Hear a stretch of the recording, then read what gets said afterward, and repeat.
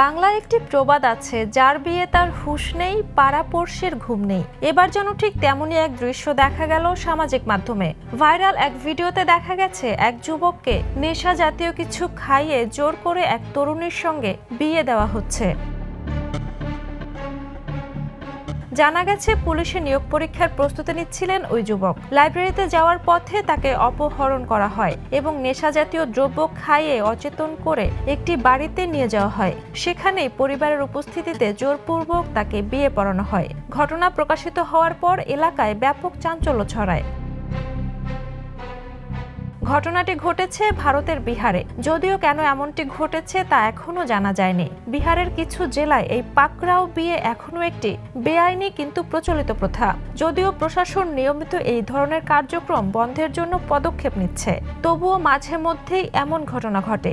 এই ঘটনার তদন্ত শুরু করেছে পুলিশ এবং অভিযুক্তদের খুঁজে বের করার চেষ্টা চলছে। Jhuma Mridha, the news.